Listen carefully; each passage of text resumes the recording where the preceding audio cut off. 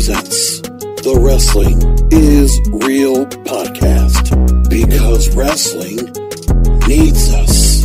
Brought to you by KingofAmazon.com. Go to KingofAmazon.com when you do your shopping for Amazon to help the King of Podcasts. Shop for Amazon at KingofAmazon.com. Welcome back. Wrestling is Real podcast, episode 539. King of Podcasts here with you.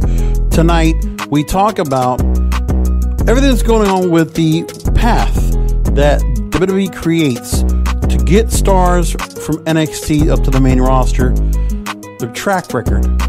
And again, we're seeing a couple of names right now into the mix. They got some talent that they can once again try to go and do something with, but fans like myself have the fear that they're going to screw it up.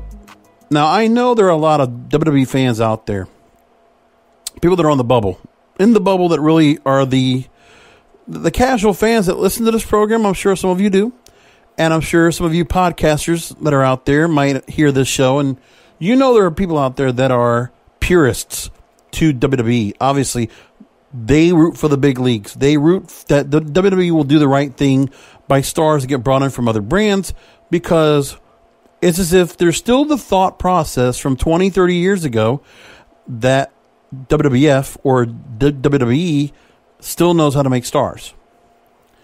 Well, that's been a tough argument, and I can't say they've really done a lot of that lately. Then they still have stars that have staying power for a long time, which is why Randy Orton and Edge can still have a feud, and people will look at that this weekend at Backlash. And, you know, without much of a real push like WrestleMania, they're able to go and get away with calling it the greatest wrestling match ever, and they're going to just say it. And there might be some blowback to it, but God forbid anybody says anything about that. I just don't get why they're putting that tag on it, but they are. And then you have to look at what's going on with stars they brought on from NXT. Because, again, you're looking at stars like Randy Orton and Edge that made their way up. You're looking at Drew McIntyre and Bobby Lashley that came from the old OVW, Ohio Valley Wrestling System, the old developmental territories. If not from OVW, they came from FCW.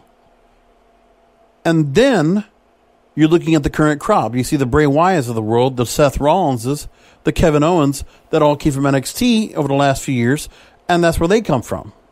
But again, you're looking at all these different players in the mix, and you got to think about the fact of this, that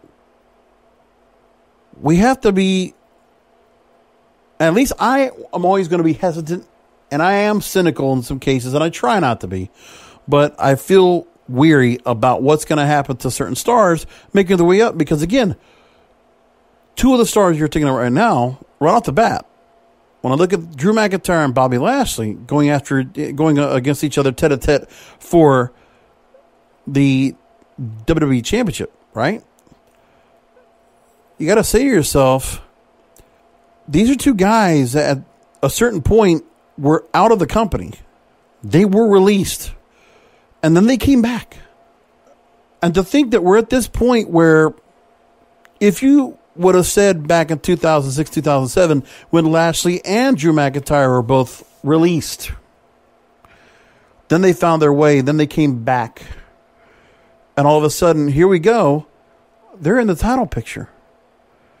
The reason you got to ask yourself is, okay, you saw all these people not stay around to go and do this, but then you got to say to yourself, all right, well, if that's the case, they were let go, and there was a time where WWE felt like it was in such a good shape with Cena, Batista, you know, CM Punk will come in after that. You just had all other stars you had to deal with that you didn't have to worry about when you let Drew McIntyre or Bobby Lashley go.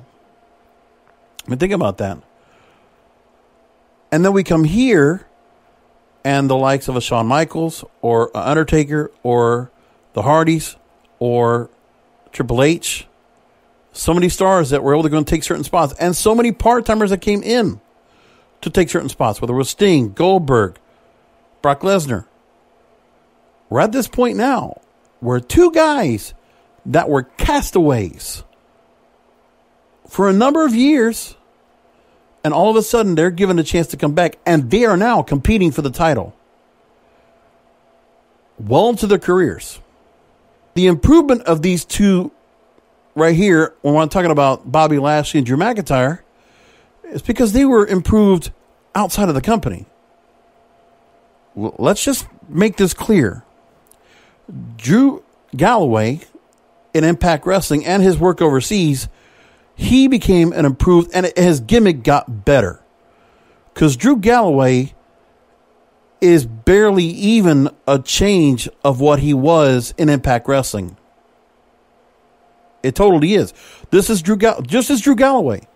This is not the Shattered Dreams Drew McIntyre from back in the day. It's not. And Bobby Lashley is not the heavy, lifting, wrestling type that was before, the Army type guy. They tried to bring that back when brought him back. But now the almighty Bobby Lashley, and with the teaming up of MVP, that is Impact Wrestling. That's the Beatdown Clan. Think about it. How many ideas are being brought here that are truly creative of the sense that came from somewhere else? I can imagine where Bobby Lashley and MVP, let's work together again. And MVP was a producer backstage. And now he's working alongside Bobby Lashley basically as the valet. I don't know if they're going to make it work like he's going to become like a Brock Lesnar type. I don't know. But this is where we are. And when it comes to Braun Strowman, he just fits the part for right now. I don't know what else you do. And Bray Wyatt, I don't know if he's being retooled or what. I think, one thing was, I think he's on maternity leave because I saw that JoJo had the baby, so maybe he's off TV for a while for that. But Bray Wyatt, with a character they've been pushing like crazy for, 7, 8, 9 months? Does he come back retooled? Do we see the continuation of the Bray Wyatt character to The Fiend? Does that come back? I think he comes back retooled. Yet again. Because they failed him once again. And Bray Wyatt has had a long time to get here. Braun Strowman, he just fits a role. He fits a part. Because after Bray Wyatt, now he has to take on John Morrison and Miz. Because they're going to have to find something to do with him. But that's where we are. What has Braun Strowman really done to get this title run? Who did he beat to get this title run? Remember, he was getting beat pretty good. And he was getting some really bad feuds as well. There was a time beforehand that he could have beaten Brock Lesnar. But no, Drew McIntyre got the win. Now, the thing is with Drew McIntyre, that helped him out. Yes, he is the Drew Galloway character. But the one thing that the company absolutely has done, they've booked him strong in matches. But that had nothing to do with creative. And the fact he got a little bit, he was able to go and throw a little bit of an attitude, that's just him being himself. So we're seeing that right now. There is nothing that creative is doing with Drew McIntyre to make him what he is.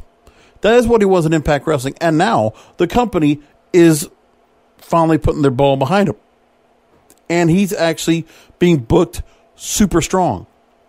If you got main eventers, you have to book them that way. Especially a babyface. You're finally booking a babyface. It's amazing. And here we are. So the real question is this. These are not the people that are going to carry this company up to a major level. These are not going to be the stars that are going to become Hollywood stars, I would imagine, overnight. I mean, Braun Strowman might have a kind of a career like that. I could see that down the line. Who knows? But I could see that actually happening. Who knows? Maybe Drew McIntyre gets the same thing. But you're going to ask yourself, looking at the people they have brought up from NXT, putting them down what I would think would hopefully be a positive path. Because, of course, the purists of WWE want to be positive. And I talk to several people on Twitter all the time that I know that's how they feel. And that's what they want. And God forbid they see AEW succeed with stars going over there to that brand. Because I know people, purists in the WWE fan sense, that they're frustrated and pissed that Jon Moxley or Dean Ambrose is still champion over there, still quite popular, and they're doing a good job booking them. I think they are.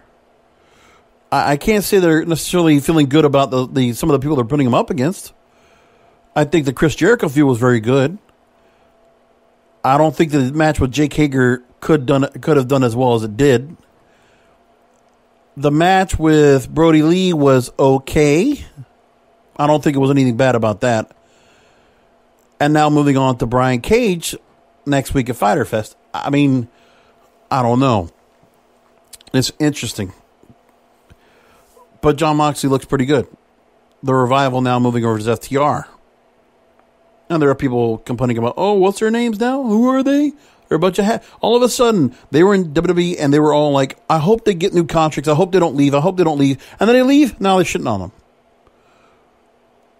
Cash and Dax, Dax and Cash. What? Yeah, people got pissed. WWE purists got pissed. And that's what happened. They don't like seeing Brody Lee over there, formerly Luke Harper, that the company failed him. And they now are just going to say all of a sudden, oh, they were so happy when he took on Dolph Ziggler and got that ladder match to go after the IC title. And all of a sudden, oh, we're going to shit on Brody Lee now because he's trying to act like Vince McMahon. Again, it's a double standard.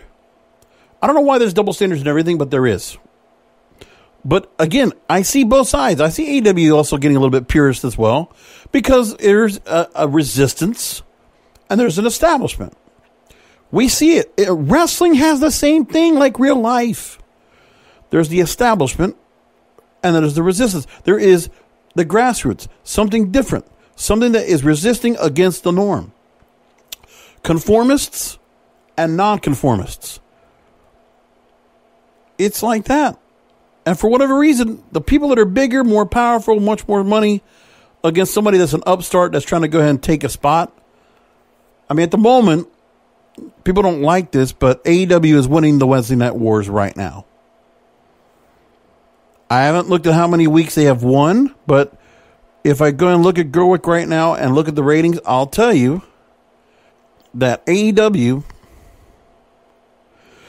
the last time that NXT won over AEW was right after WrestleMania. It was April 13th. It should be April 15th.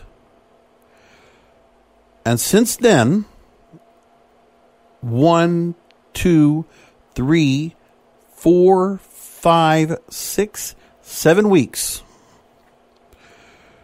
Now, they might not have won by a lot, but they are winning every week. 7 weeks straight. The stats say it. The 18 to 49 numbers say it as well. Again, you're seeing an older audience. Now, I talked about NXT TakeOver in Your House. Not too much, because I really wanted to talk about more about NXT and what it's being used as. It is a polishing school. So, what WWE doesn't understand is that the stars that you're building in NXT, for this company not being able to go ahead and make good on these stars, and then they go somewhere else and they succeed and they do better, and this company doesn't understand that. You brought the Revival on board. You had them through NXT. You went through the system. They come up to the main roster. You had them up there. You had them as tag team title holders. And for whatever reason, the booking was not good. And they took on everybody. And now they're going to move over. And the success they might have had, they might be able to, who knows, they might be able to succeed. We don't know yet. For Dean Ambrose, he's not being treated like a joke. He's treated like a bona fide world champion, because I look at him as a world champion. He is acting like one. Stand alone. One man against everybody, against the Inner Circle, against the Dark Order and all the others. So he's a strong champion. He doesn't look stupid. I like Jon Moxley right now. I think he's doing great work right now. It's his best work. And there was times when he was with the Shield, he was doing great work. And I like when the Shield was together. I think we all did. I think we all enjoyed Shield going up against Evolution or going up against the Wyatt family. We enjoyed all that. What happened? That was 5 years ago. What happened now? Look where we are. No factions. No super pushes, except for Drew McIntyre. And not a whole lot of creativity going behind the stars, especially when you should be able to go ahead and accentuate the positive of being able to do stuff like the cinematic stuff you've been doing, or doing the stuff that you do with putting together, some great packages that really could stand out. But I guess for whatever reason, WWE wants to go ahead and just keep everything so simple and safe and precautious because they still feel like coronavirus is on us right now today. But every state's opening up. We're starting to hear that maybe live crowds are going to start coming back in some capacity. We might start seeing that soon. The choreographed clapping seals performance center crowd, I guess it's working a little bit. It could be better, but I feel like it's just everybody's programmed over there. Just feel like kind of something, whatever they are. It doesn't feel that amazing to me. I don't know. But yeah, that point, 7 weeks, AEW has won the Wednesday Night War. But nobody talks about the ratings now. You notice the ratings do not get talked about. I notice the back and forth is gone. No one's talking about it. WWE peers, no one is talking about it. None. Nada. So what is WWE going to do about that? Now, in their ratings, we've seen the constant decline since quarantine. I got to imagine some of this is going to come back. I don't know if they're going to get themselves back up to 2 million viewers like they did before. I guess they'll get that back for Raw. They're still holding on to around 2 million viewers for SmackDown. So there might be some return back, but they are on the way back up. Like, they're in a rough spot. I mean, for AEW, compared to what they had before, their drop-off is slight. Because, again, you look back at their numbers, they have been able to pull up to about 800,000 viewers over that mark in the Wednesday nights going forward. They've been able to do that. Because when they got 827,000 2 weeks ago, that was the highest they got since March 23rd. And so you look and you see yourself, okay, we're just waiting along. And again, when they get pay-per-views, they do really well. So Fyter Fest is pay-per-view quality. That's up for free. So that's going to do well for 2 weeks. They might be able to pull 800,000. And that's going to be back to their normal, around their average cume for live shows. So they got that to work off of. Even when you had NXT TakeOver quality matches, they weren't pulling the numbers that you would hope that NXT could go and pull with some of the matches they put together. It's just different. TakeOver quality matches did not pull everybody together like you thought. So you got that to deal with. And then there is nothing that's going on right now with WWE and all their programming that's really getting people back on and back involved. I mean, I do feel like Friday nights for SmackDown, you know, they do have that audience that's able to go and hold people together. So they're able to go and hold some audience. They've taken a bit of a dive, but they have SmackDown's recovered, but they have so much pressure by Fox to do something. They got the IC title tournament. They've had some matches on there. They've been trying to push as much as they can. The Otis Bandy stuff. I think they've gotten some things going that are kind of working out for them on that side. So that's the positive spot. So that is established stars. A lot of them. Because when you look at the run through of what SmackDown's been doing and what WWE's been able to do with what they have, that's one different story.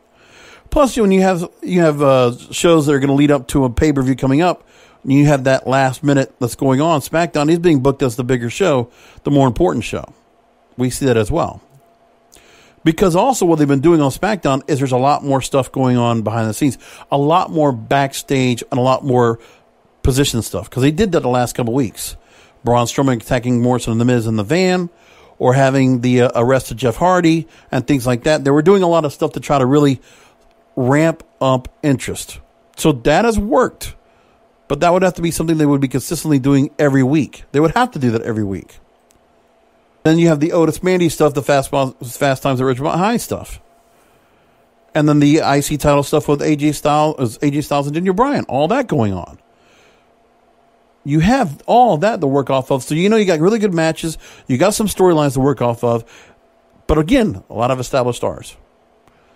Daniel Bryan, AJ Styles, Morrison, Miz, Sheamus, Jeff Hardy. There's a lot right there. New Day's on there. I mean, just think about it. But there's a lot of pressure by that company to do something, and they're also, they don't have much that they have to work off of.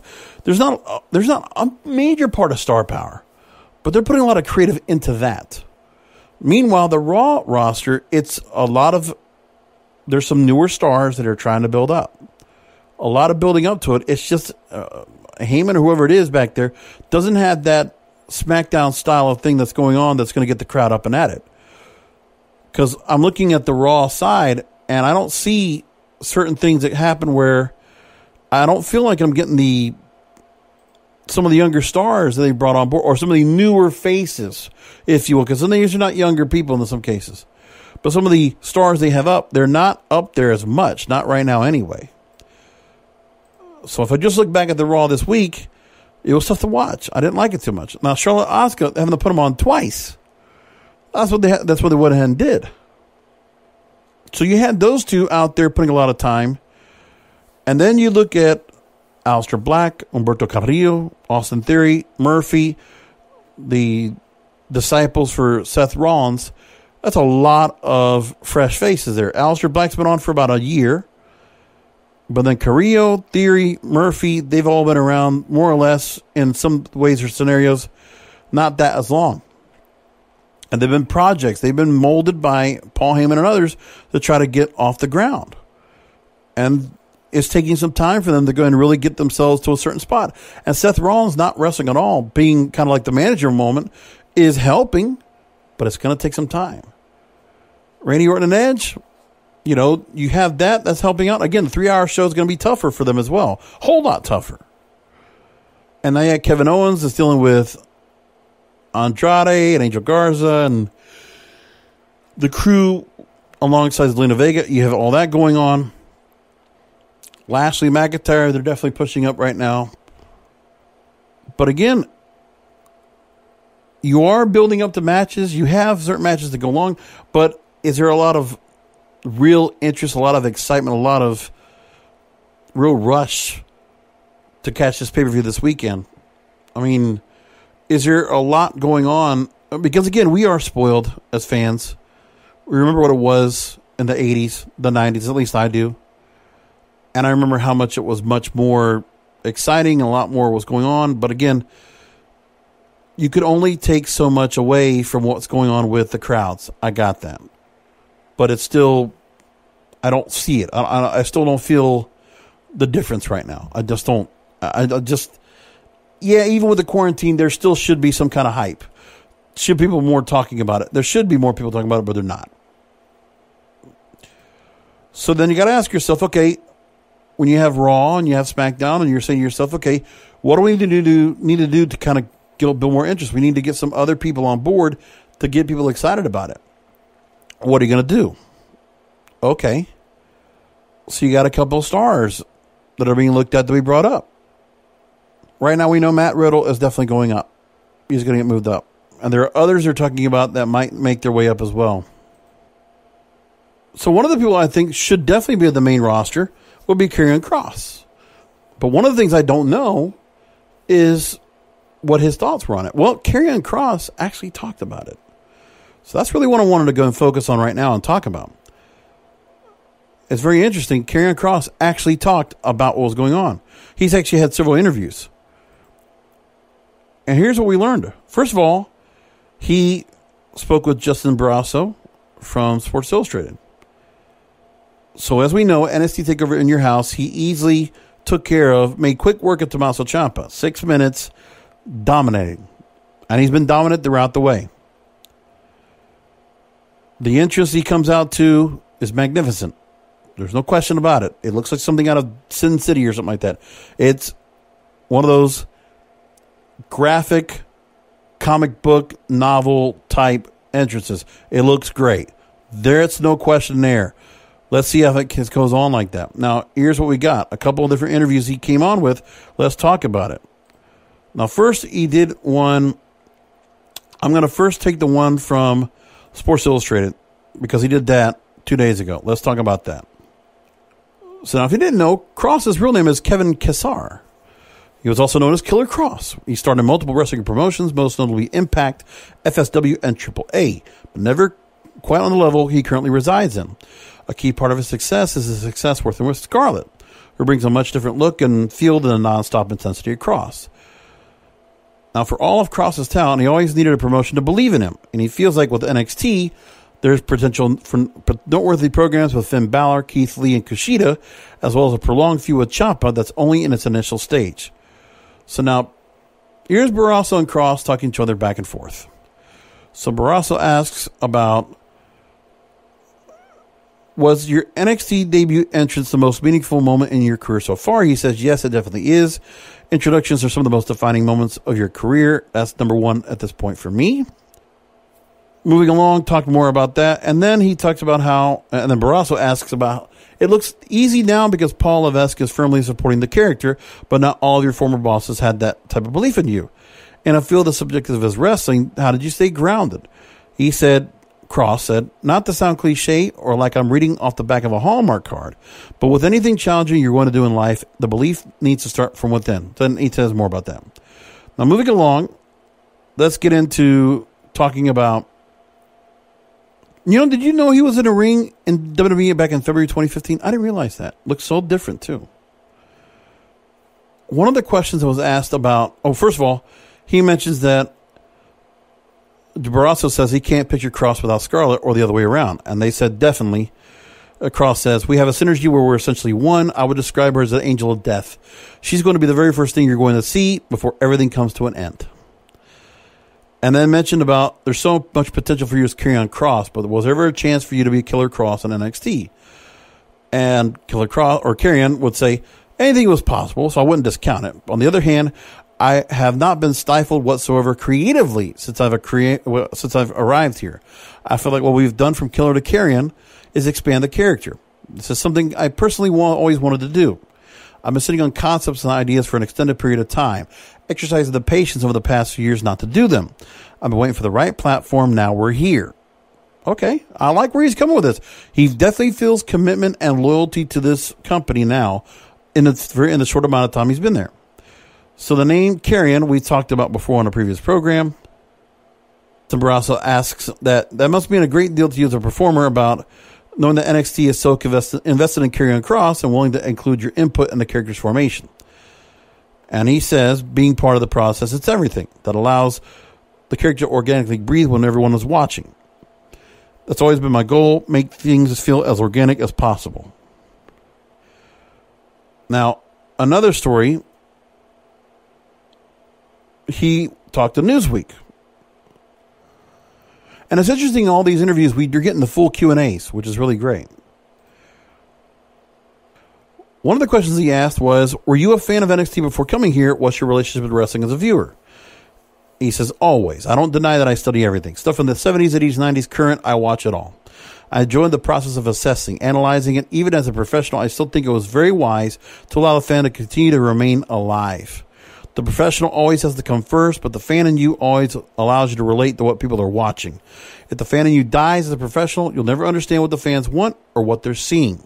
Well said. Important question. This is the question I want to know.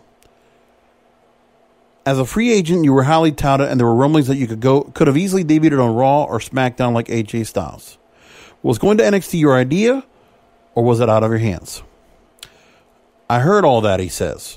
That sort of situation was, I don't really know how to answer it. I submitted myself to the process of whatever WWE wants to do with me. I'm going to trust this process. So whatever direction they were going to point me in, I was going to go full speed and respectfully. I had no specific desire to go in one direction or another because I was going to trust the process. Now, that's an interesting answer. So he doesn't feel that being in NXT is a secondary brand. He obviously feels that there's an equal point as to where they're going to go. I'm a bit perplexed that he wouldn't want to go ahead and be more vocal about that. Because for me, I think it would have been good for him to make the debut on the main roster. Because the main roster is. I mean, his career, he deserves to be in that main roster. And maybe he doesn't feel that NXT is beneath, or maybe that he knew that maybe there was a chance he wasn't going to get to go ahead and do what he wanted to do. The kind of debut he would have here, that he had to go to NXT first to create this cinematic deal, to create the character that's much more developed and much more layered than before than Karrion Kross, to include Scarlett in the mix, which he didn't get to do anywhere else. So I could understand why he wants to trust the process, because they have done right by him creatively. They have done right by him by letting him have Scarlett at his side. And the chance they got to be able to work together. I mean, that is really the biggest difference in this character, is Scarlett adds so much to the mix, but doesn't take away anything of Karrion Kross or Karrion Kross. That's where we're at so far. I don't disagree with any of that. So far, the short-term effect has been positive. And I can understand, again, where he says he submits himself to the process of whatever WWE wants to do with me. I'm going to trust this process. And with Triple H under the direction, here's the thing. Now, this is all well and good, but we have to wait and see what happens with Vince. Where does Vince come into the conversation? Because we don't know what Vince thinks of Karrion Kross. I haven't read the rumblings about that. I think of Karrion Kross coming into the company, that is a Triple H deal right there. I think Triple H signs that all over the place. That's a guy that's a Triple H guy. But now here's the question you got to ask yourself as well. Because of everything that's going on, I mean, Triple H has not been given the reins. And neither has Stephanie. I haven't felt like they've gotten the chance to really go ahead and take over. And there's a bit of a struggle right now. Because when you ask yourself, who are the certain people that are up right now that are being pushed high? Maybe Triple H has something to do with Drew McIntyre. I think Vince probably has more to do with who is on top than is anything else. When you see Bobby Lashley and Drew McIntyre facing each other right now, when you see Braun Strowman holding on to the Universal title, tells me a lot about who's there. AJ Styles, Daniel Bryan. Vince is now well into what they're doing. He's definitely behind those stars. There's no question about it. Charlotte Flair, getting the time that she has, I think that's totally a Vince thing. I don't know about Asuka, but I think she's getting the win over, and she's very strong right now. Again, just feels weird that she's still, we haven't seen her a whole lot of defending the title. They did have a strong match for Asuka to win over Charlotte Flair, which helped a lot. I think that was an important match. And I think she makes quick work of Nia Jax. I have no question about that. I think Nia Jax, they're going to go with the match, but I don't see Nia Jax being able to go ahead and, with everything that's going on with her, she, I think, is in a bad spot. And I really think they're going to have to say something about Nia Jax gets squashed by Asuka or takes the loss. And Nia Jax has to go back to developmental. To get her out of there. And I think that's where we are. Another question, not using the Karrion Kross name. So here's the question. Newsweek asked, signing with the WWE, were you prepared to change your name from Karrion Kross? He says, I anticipate everything, quote, and everything changing on a daily basis, which may be why I'm crazy. Maybe that's why. It could be all the black coffee, who knows? But in all seriousness, I was ready for that to happen. I'm not blind to the reality of sponsorships and endorsements and stuff like that. I don't mind the challenge of change. I enjoy that. That's life. You can't grow without change. I was ready in the event that Killer had to go out the window to adapt and expand. There was already another guy before Killer, and his name was Kevin. And I expanded on that as well. The way I feel about the character presentation is that this is the same guy that everyone's gotten, except we expanded on it. I really kind of lean on that word because very much this is still the same thing character-wise, with the exception that it's bigger than ever and more mythological than ever. This is a better version. There have been parallels drawn to you and Brock Lesnar to his match with John Cena in 2014. Do you see it that way, or is it different? In a situation like that, Kross says, my own perspective on what we did, I think they are less important than what the fans have. It's important to listen to them and listen to what they are saying because they are who we are catering to. And all the comparisons I found very flattering and complimentary. I was personally flattered, especially if you're going to be compared to the greatest people in the business. It's not a bad thing. Another thing about the relationship with him and Scarlett, because they are together. He mentions about her and I being in a relationship together, but more importantly, the novelty of working together. We both believe we have something totally different to offer as a presentation. To be entirely honest with you, that's the reason we wanted to work together. We are both completely confident in being able to have potentially separate careers and being able to carry on our own. But we genuinely felt that we were able to showcase something different to the WWE Universe that hasn't been done before. This idea that we've been camping on, moving along, we've been working on for a very long time. Sort how it could work, come up with different scenarios, visualize different things, visualize different areas of growth, what it can be, where it can go. We are both committed to it. We could definitely pull off this operation and figure out the right way to explain this in a business format, how and why it could work. This is going to be a great idea and different, and we were met with enthusiasm, and now you guys got it.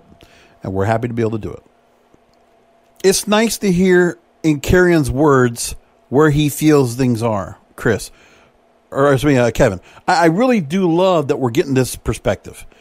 And for what it sounds like, he really does sound like he's very genuine in his words. And I think we're going to see him now finally make his way up. I love it.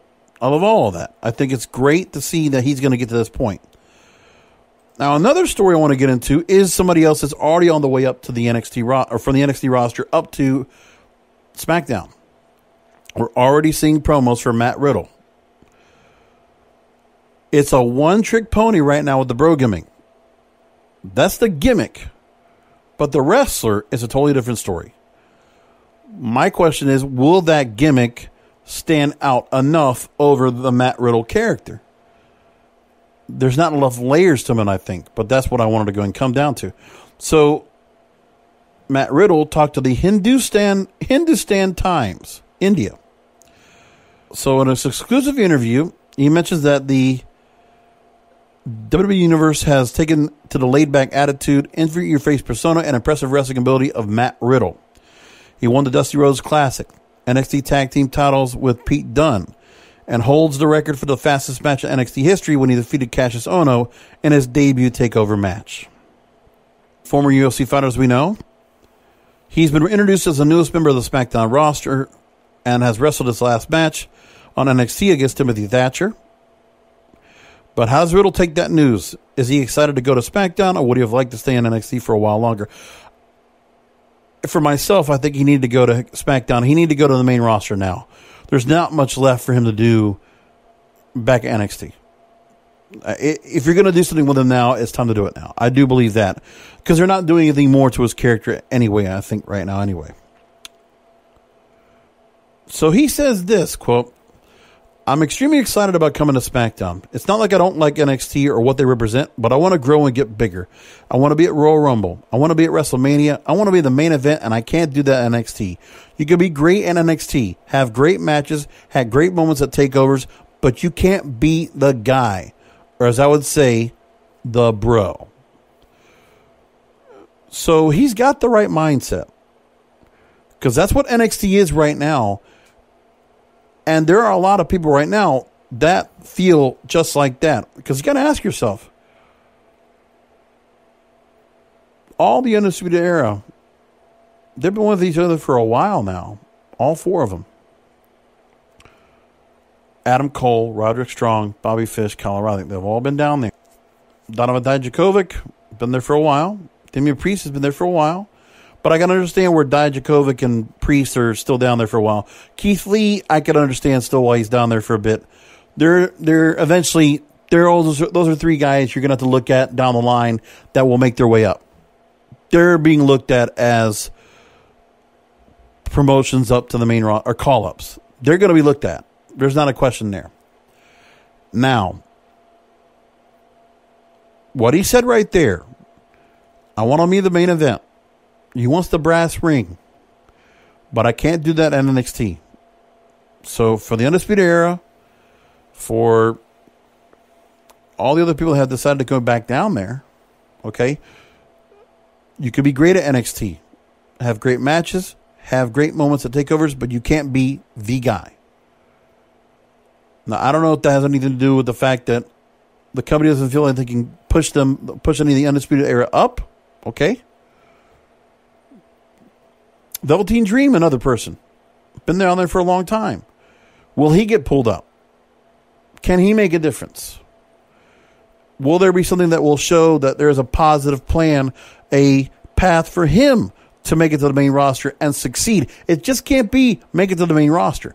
We cannot have repeats of Lars Sullivan, Aleister Black, Ricochet, No Way Jose, Lacey Evans. We can't have this now.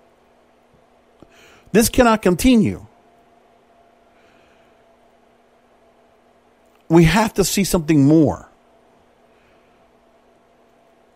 I don't necessarily feel like Kairi Sane's gotten her potential. So I don't know what else to go ahead and say about it, where we're going to get to. I don't know. So back to this here. Riddle says, quote, I'm glad I got the call. I'm glad that I'm working with Vince McMahon and Bruce Pritchard. I'm glad I get to wrestle AJ Styles, Daniel Bryan, Cesaro, Baron Corbin, or Sheamus. This is what I've been dreaming of. Now, Riddle is also, and this is one of the things that has to be said about Matt Riddle, is that he has kind of been very vocal, and he's had his run-ins with the likes of Goldberg and Brock Lesnar. He has constantly spoken out against Goldberg, criticizing his wrestling ability. So both superstars don't like each other. We know that. Riddle explains why he rubs the wrestlers the wrong way. And this is another problem. You're going to bring Riddle up to the main roster, and this guy is not going to show some of the guys in the back, the veterans, the respect. That's a big problem. That might work for UFC somewhere else, but obviously the old school wrestling days of the old school wrestling bubble, that will ruffle feathers. And that's going to put, hey, I mean, it doesn't matter. But Riddle knows where he's getting himself into by doing that. Because he's going to have to be brought up like the respect angle like he expects. But here's what he says. He says pro wrestlers get offended very easily and they might be jealous of him. Quote, I don't want to make anybody really mad or upset, but people take things extremely personal and get offended pretty easily, especially in pro wrestling. You would think people would have thick skins, but a lot of them don't. You could rub them the wrong way very quickly. When it comes to people that matter, people that are important, people that sign my checks, I haven't upset any of them. They all like me, and that's what matters to me. There might be wrestlers, some other wrestlers, I won't mention names, they might be jealous because I'm the new toy coming in, but at the end of the day, it's just egos of money. Some people might get upset as I called somebody out or got them upset, but that's my job. My job is to make people care about what I'm doing. And sometimes I'm going to ruffle feathers for real. And I'm going to get people really mad for real. But I can tell you this, my employer does not mind. Some of the toys in my toy chest mind. Some of the toys in the toy chest mind. But that's not my problem either. Now, this right here is an angle I would like to see Matt Riddle go. I like the fact he wants to ruffle feathers. I think, and not in the sense we see it on storyline, I think you really do something here where you bring back Goldberg and you let him and Matt Riddle really go after each other. They got real animosity with each other. Let it happen. They're going to be professionals, both of them. That's a match I want to see. You want to hold on to that for WrestleMania? Go right ahead. But I want to see that. He also goes on to say, quote, if they have a problem, they can say it to me. We can deal with it. And you know why I fought in the UFC? I'm a pretty bad person. If they want to step up to the plate, they are more than welcome to. I'm also willing to have an intellectual conversation about it, and we can talk about our differences. Who needs the fucking bro gimmick? Why don't we have this? This is what I want from Matt Riddle. I want the real Matt Riddle. I want the UFC fucking Matt Riddle. I want the guy kicking people's asses in the fucking octagon, Matt Riddle. That's what I want. Now, there were reports that Riddle had a backstage altercation with Lesnar at Royal Rumble, and Lesnar said he would never face Riddle in a match. Riddle has maintained he wants to retire Lesnar in WWE, and that might have been taken as disrespectful by Lesnar. Riddle always revealed that Vince McMahon always might have taken his demeanor as disrespectful. Quote, I think they take my demeanor and my mindset on how I look at things as disrespect. I think even Vince might have taken it as me being disrespectful. When I talked to Goldberg, I told him I wasn't being disrespectful. I was just telling the truth and me being honest. Brock Lesnar misunderstood what I was saying. I said I want to retire you. It's been my goal since I started wrestling. It is because in my head, it was because I would become a legend in the process. It just happens that I'm still going, and the match might actually happen. That's it, bro. And Brock took that a little sideways. There's nothing personal. It's just business. End of the day, somebody like Goldberg, I hurt his ego a little bit. Can we just play back this damn interview leading up to his debut? Matt Riddle, gold right here. This is great. I like his attitude. We need guys that are like this, and they must be booked this way. Now, he also says, quote, with Brock, like somebody wants to retire, it hurts his ego a little bit. I get it, but I don't get it, because if somebody did it to me, I would be flattered if someone's talking about me. Someone is basing their entire career on retiring me because I am that good. But they don't understand it that way. They don't see it that way, and they take it as disrespect. And that's how they take it. It's fine. All I can do is change your mind. I can do that with money or become more popular, so that's what I will do. I love it. This is all gold to me. He's also made a career. He wants to become the guy in the company. He wants to be the main eventer. And so maybe he gets a chance to go and face Lesnar as he wants. So looking at both guys, I love how Riddle and Kross both are approaching coming into WWE. Now, Riddle's already been here for a while. He's getting to the main roster. They got to take some realism. They have to inject who Riddle is for real, and not so much the bro gimmick where he's all laid back. No, I want Riddle to kick ass. I want that a whole lot. So now, let's move along. Let's go and get into other things that are going on in the world of news. In wrestling, we have several different events coming up. We have Backlash coming up this weekend. Let's talk about that. So we'll do preview predictions for that right now. Jeff Hardy will take on Sheamus. I say Jeff Hardy wins. Edge will take on Randy Orton in the greatest wrestling match ever. And I say Orton will win. Apollo Crews will take on Andrade for the U.S. title. Oh, boy. I say Andrade wins. Women's Tag Team title triple threat match. Bayley and Sasha Banks, the new Women's Tag Team champions, won on Friday. They'll take on Iconics, Billie Kay and Peyton Royce against Alexa Bliss and Nikki Cross. I say Bayley and Sasha win. Asuka versus Nia Jax, the Raw Women's title. I think Asuka wins handily. Braun Strowman versus John Morrison and The Miz in a handicap match for the Universal title. I think Morrison and The Miz win it. They're co-champs. I think that's what's going to happen. I really believe it. Drew McIntyre versus Bobby Lashley for the WWE Championship. I say McIntyre wins. I don't see them making a title change. It would be smart not to go ahead and take the belt off of McIntyre right now. Now, as we're getting ready to go ahead and talk about SmackDown coming up this Friday, as we're leading up to Backlash, there's some major spoilers being talked about right now. So there's supposedly going to be a big segment on SmackDown, which you'll get to see if you're listening to this before Friday night, that the face-to-face contract signings will be one of the most controversial contract signings in history. Segment will reportedly have them meet in the ring with Renee Young as a moderator. Hardy will be confronted by a man in a lab coat and 4 security guards. And Hardy will reportedly accuse Sheamus of trying to ruin his life. Sheamus asks for assurances before their big match. Sheamus will ask Hardy to take a urine test because he does not want to step in with a ring with a junkie, and he knows that Hardy will fail the test. The segment will continue, and Hardy will reportedly admit that he does have a problem, just as Sheamus declares that Hardy must immediately take the urine test. The segment will end with Hardy throwing a urine sample in Sheamus' face. they're going to do the same thing they did back in 2006 when Shawn Michaels and Vince McMahon did the same thing. And Michaels would throw the urine in McMahon's face. Oh, boy. We always do things where we go back in time, right? It's always that kind of thing that happens. So All Elite Wrestling, we have matches coming up for the next 2 weeks for Fyter Fest, which will go on this next week and the following, or it's going to be July 1st and July 8th.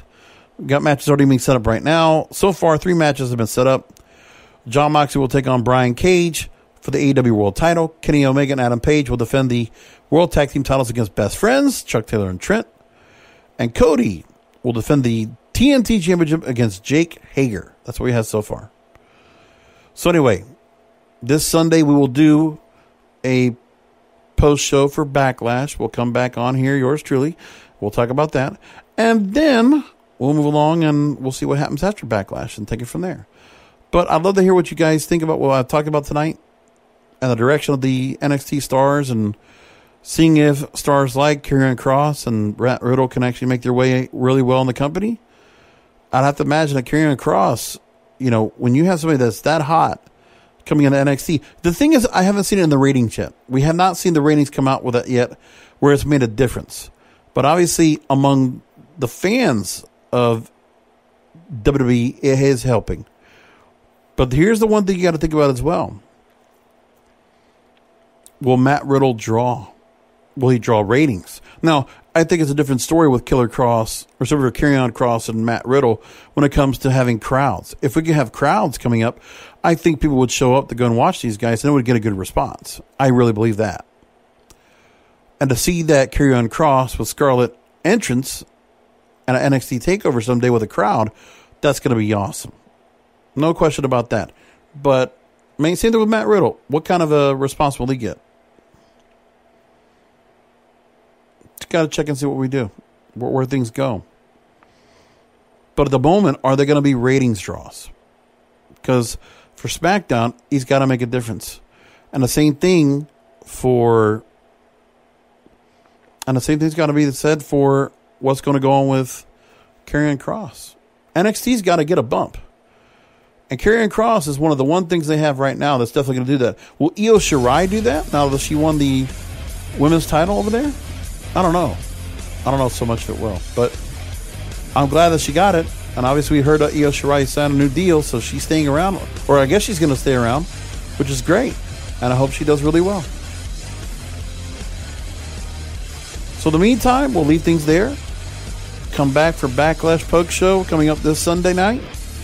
And until then, enjoy Backlash. We'll talk to you later this week, Sunday night, for another Wrestling is Real podcast, because wrestling needs us. Thank you for listening to the Wrestling is Real podcast, brought to you by KingofAmazon.com. For more information on how to subscribe to the show, how to share the Wrestling is Real podcast to listeners like you, and check out the latest wrestling headlines, go to WrestlingIsReal.com. That's WrestlingIsReal.com.